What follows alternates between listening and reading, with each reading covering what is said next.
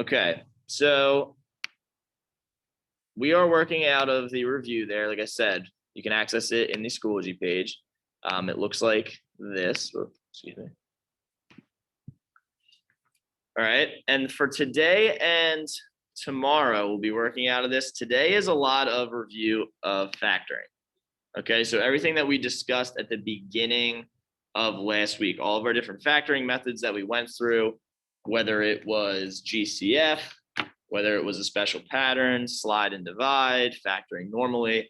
We're going to work through all of the even questions today in class on the first 2 pages only. And then the odd questions will be due for homework for you tonight. Okay, and I'll mention that again towards the end of class. What we want to continue to ask ourselves each time is to go through that sequence that we've been discussing. So, do I have a GCF? Do I have a special pattern? Can I factor normally? Is there a 1 or -1 in front of my x squared? Or is there a number that's not 1 or -1, in which case I use slide and divide? Okay. So a lot of this is going to be good review. Hopefully it's a lot more collaborative than, when we were originally introducing this. We have a good grasp on this by this point, and we should be able to get through this with no issues. Okay. If you have any questions along the way, make sure that you ask.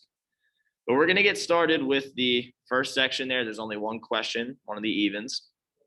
We're going to do number 2, and it says to factor the GCF. Okay. Well, when you're looking at that, what would be the greatest common factor between each of those 2 terms there? So I can take out a 3. Is there anything else I can take out of that? An x.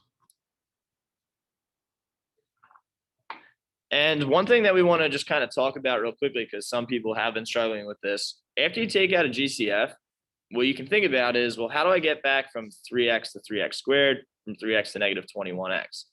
So what can I multiply it by? Or if you take each of those terms, the 3x squared, divide them by 3x, the 21x divided by that GCF, you want to notice how all of these simplify, and that's what's going to be put in your parentheses. So if I do 3 divided by 3, x squared divided by x leaves me with an x. 21 or -21 divided by 3, that's going to give me a -7, and my x's cancel. So I'm left with x minus 7 inside my parentheses. So something that, maybe some of us had an issue with before, maybe some of us knew what would be left over, but just in case, I want to make sure I showed one of the easier ways to check that your term that's left over there inside parentheses is in fact the correct one. Okay. Any questions about number 2?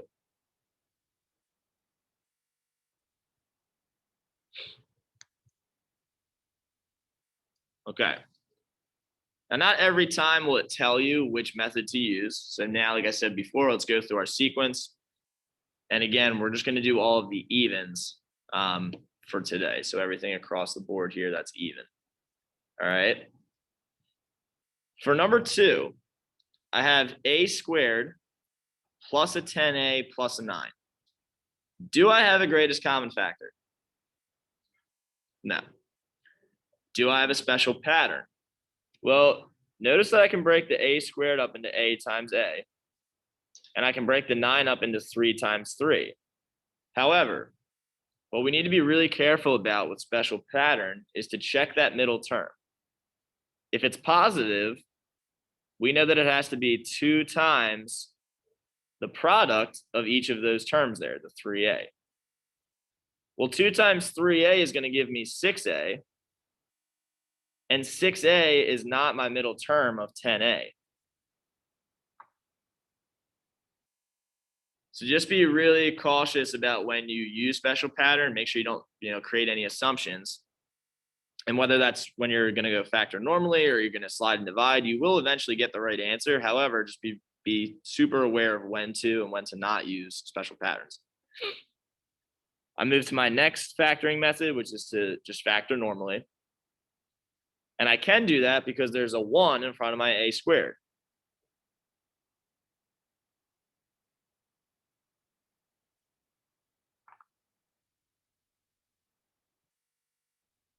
What 2 numbers are going to multiply to give me a positive 9 and add to give me a positive 10? 9 and 1. 9 and 1.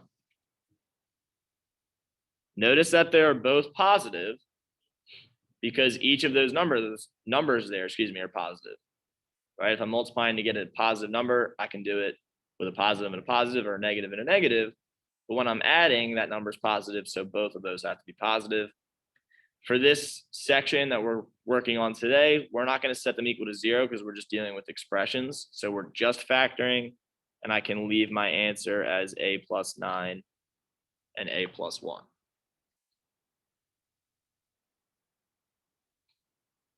Any questions about example 2 there?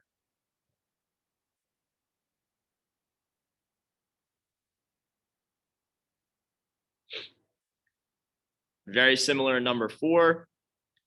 I don't have a GCF. Don't have a special pattern because although I can break up m and m, I can't do that with 48. The number in front of my m squared is 1. What two numbers are going to multiply to give me a positive 48 and add to give me a positive 14?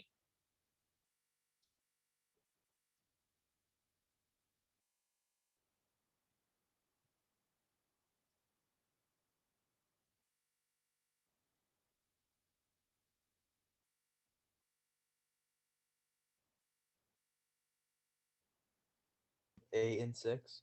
8 and 6. Both of them again are positive because I have a positive 48 and a positive 14.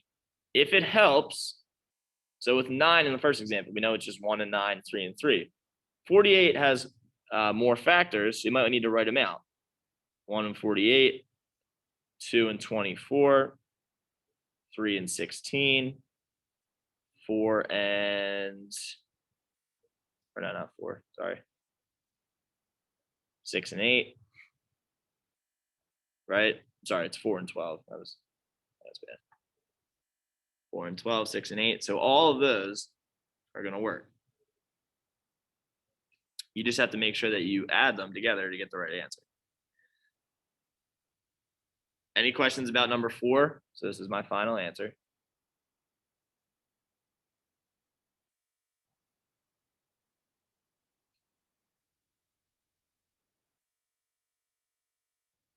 What do we notice about number 6? How does that differ? What method do we think we're going to use for number 6?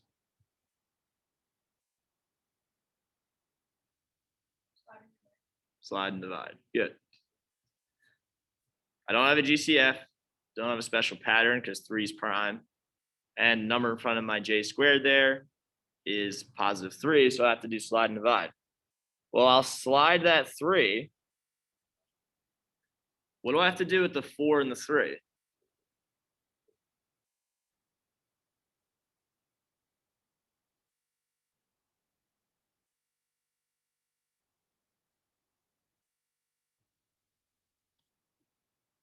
my first step in slide and divide. When I slide that to the last term, what operation is taking place between the 4 and the 3? Multiplication. Multiplication. Good. So I'm left with j squared plus 7j plus 12.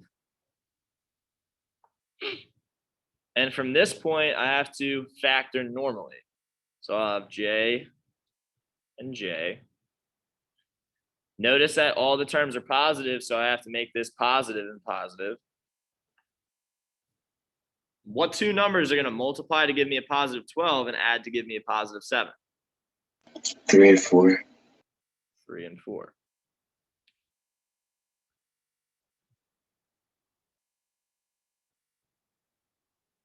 Is my problem over?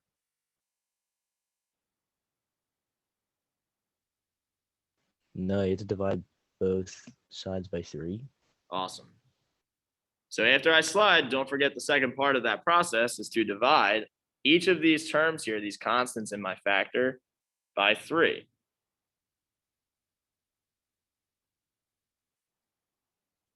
And then I simplify. Well, 3 divided by 3, that's going to give me 1. So I have j plus 1. 4 divided by 3 doesn't simplify any further. What do I have to do with this 3 in my denominator? Good. Move it in front of the J. I have 3J plus 4. Just as a way to check, J times 3J gives me 3J squared. J plus 4 plus an additional 3J gives me the 7J, and then 1 times 4 gives me positive 4. This is my final answer. Now, if you wrote it as 3J plus 4 times J plus 1, remember that multiplication is associative, so you can do it in any order, so you're good. So any of these, for that matter, the order does not matter, okay? And what I did there, very briefly, but to check your answers, make sure that you always have the opportunity to FOIL. And in fact, when we get to the quiz on Friday, I would suggest that if you have time, you can check your answers by doing that just to make sure you have everything correct. Is the quiz gonna be timed? So you have the class period to take it, yeah. I'm not sure if that's different from before. But you're going to take it within the class period that you would normally, come here for math, and then you have the 45 or 50 minutes, whatever our class periods are, to take that.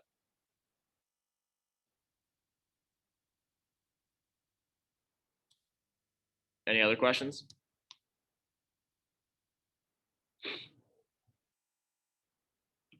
Number 8.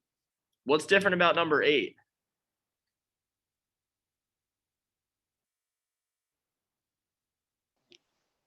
Y is negative.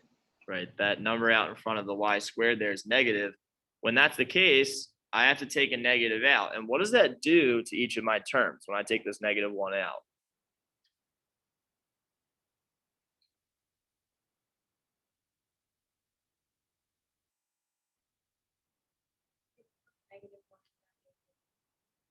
Okay, so the negative 1's out in front of the equation. And then for each of those individual terms there, what's it going to do once I take a negative out?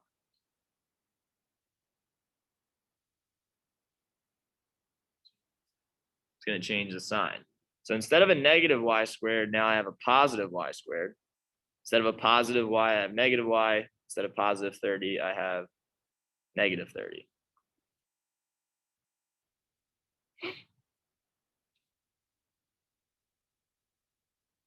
And now I can factor this normally because I don't have another GCF. I don't have a special pattern.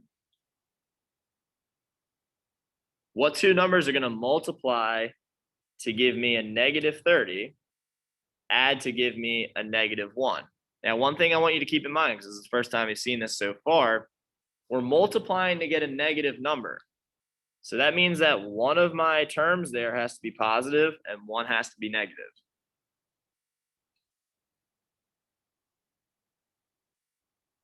What are those two numbers there that are going to multiply to give me negative 30 and add to give me a negative 1?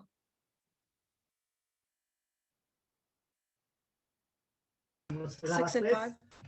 6 and 5. Which one's positive? Which one's negative? -6, +5. Good. -6, +5. Or actually, hold on a second. Yeah. You're right. Sorry. So yeah, -6, +5. Good. And then I would leave my answer as this with that negative sign out in front. If you have -1, that's fine. If you just have a negative sign alone, that's fine as well. But make sure that you include that in your answer. So the y plus 5, y minus 6 is not correct unless it has the negative out in front. Okay. Any questions about number 8?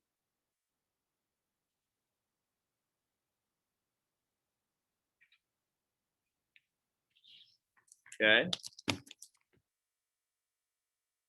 Number 10. What's something that I can do with number 10 to start? Divide by 2. Right. So take a 2 out.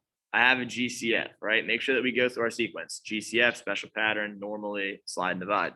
So to start number 10, right, don't be so quick to maybe do the slide and divide method, because actually if you tried to do that, you wouldn't get the correct answer. You need to take a 2 out to start. And what's left over inside my parentheses?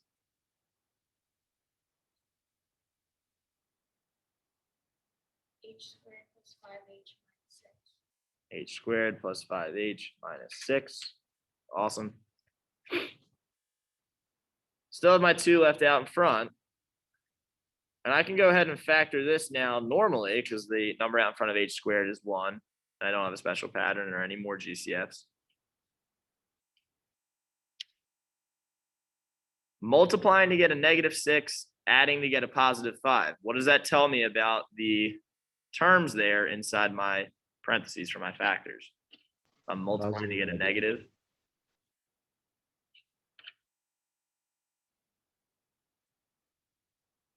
One positive, one negative. 1 positive, 1 negative. And what are those 2 factors? +6, -1. +6, -1.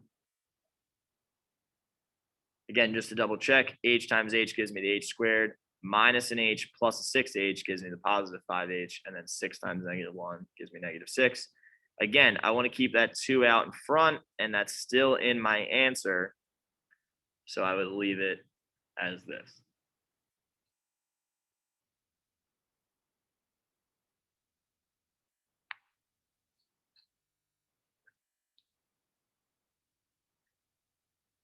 Any questions there about that example? So the big takeaway is to make sure that you go through your steps and make sure that if you have a GCF, you take it out. Any questions about anything on this first page?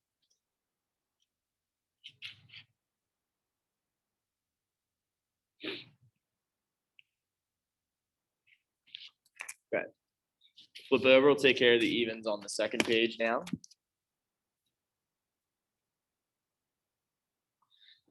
Number 12, I have 2d squared minus 17, or excuse me, minus 7d plus 6. I don't have a GCF here because notice that 7's prime. And I don't have a special pattern either because 2 is prime and 6 can be broken down in the product of the same number twice.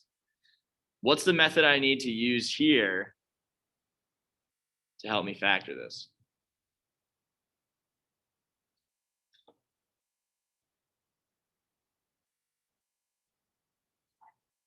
Slide and divide, right? That's pretty much my last option. I'm left with d squared minus 7d. Again, the operation between the 6 and 2 to start is multiplication. So I have plus 12.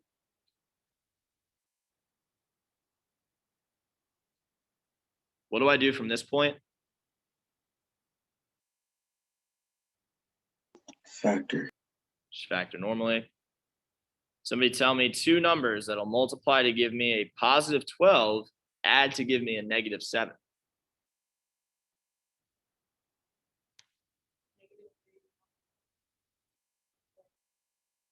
So it's -3. Now, if it was a positive 4, I add those. -3 plus 4 is going to give me positive 1. So it has to be a -4.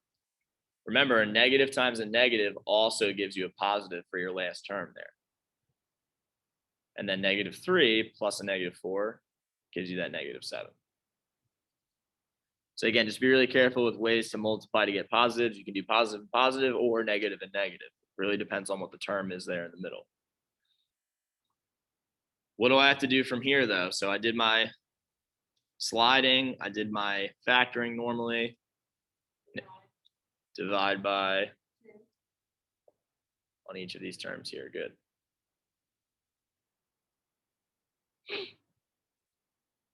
-3 divided by 2, does that simplify further? Does that go in evenly? All right, so I move the 2 in front of the d. I have 2d minus 3. -4 divided by 2, well, that does simplify. I'll have d minus 2. This is my final answer here. 2d minus 3 times d minus 2.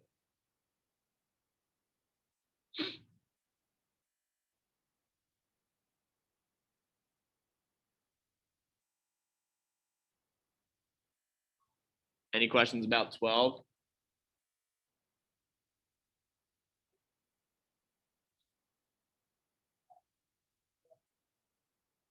Okay. Let's take a look at 14. 14, I don't have a GCF, I don't have a special pattern, and the number in front's a 10. I'm gonna have to do slide and divide again, but here's something that's different about this example. So I have 10h squared plus 3h minus 4, multiply that by 10, this becomes h squared plus 3h minus 40. How would I factor this? What are two numbers that are going to multiply to give me a negative 40 and add to give me a positive 3?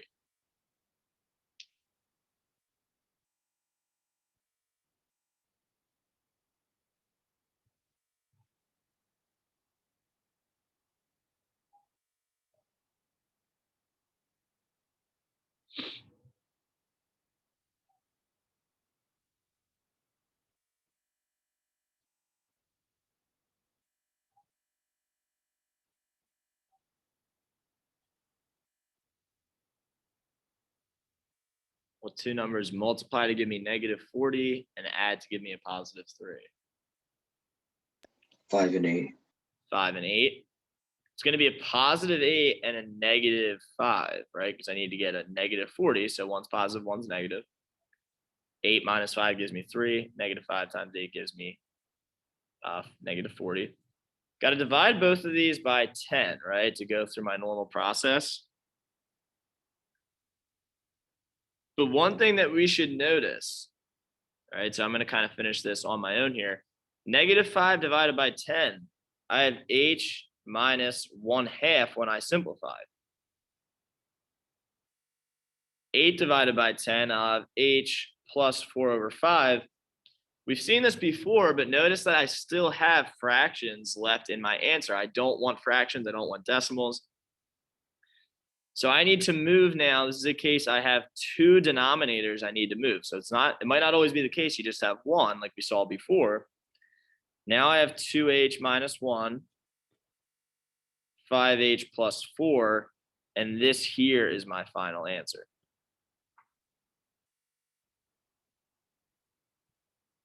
So just be aware of some different situations that you might have where maybe you do have to move two denominators in order to simplify your factored answer, okay?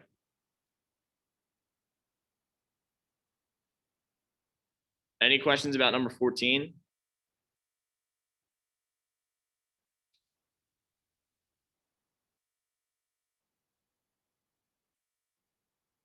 Okay, we'll do two more. We'll do 16 and 18. Okay. 16, do I have a GCF? Let's make sure that we continue to ask ourselves these questions. No. Do I have a special pattern? Well, I can break the p squared up into p times p. I can't do that for 99. Notice that there's a 1 in front of my p squared here, so I can factor normally. What two numbers are going to multiply to give me 99, add to give me 20?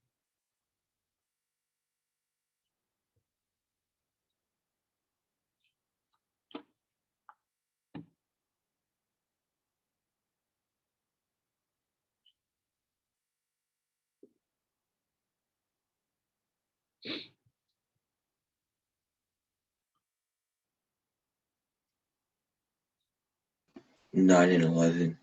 9 and 11. Now notice both of these are positive. So this is going to be a positive 9, positive 11.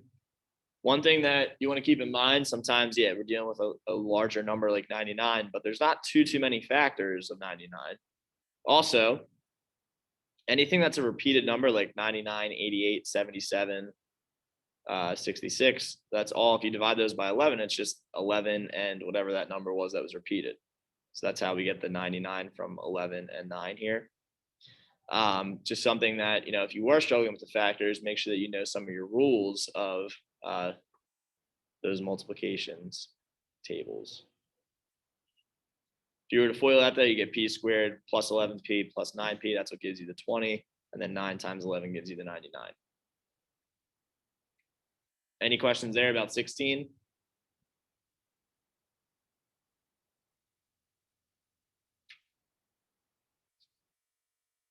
Last one we're going to do is number 18. In 18, do I have a GCF?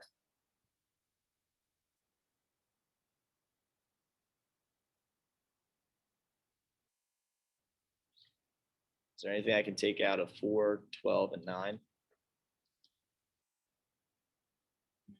No. Do I have a special pattern? Can I break up that first term and that last term into the product of the same thing twice?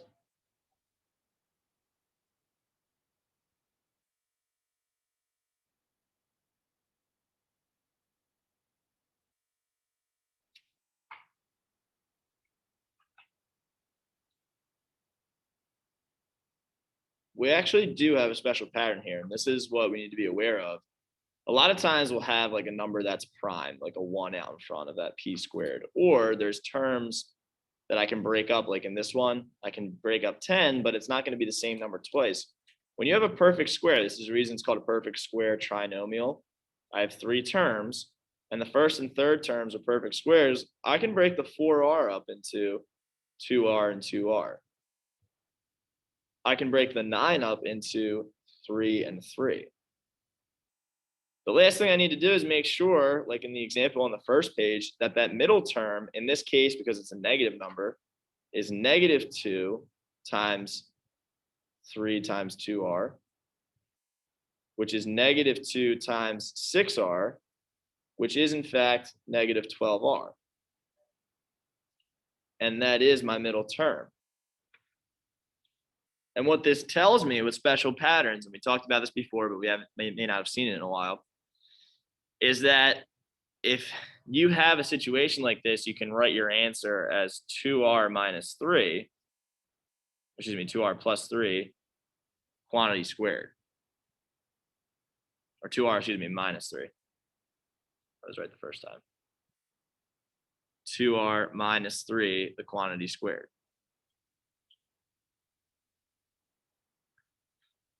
Now, if you were to go through and you were to do slide and divide, you would end up with 2r minus 3 times 2r minus 3, or just 2r minus 3 squared after dividing through and doing everything and simplifying.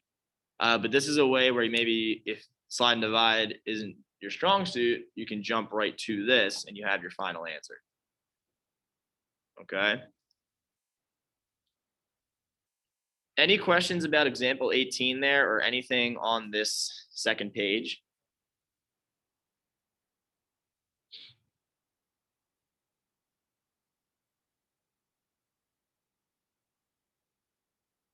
Anything at all from what we covered today?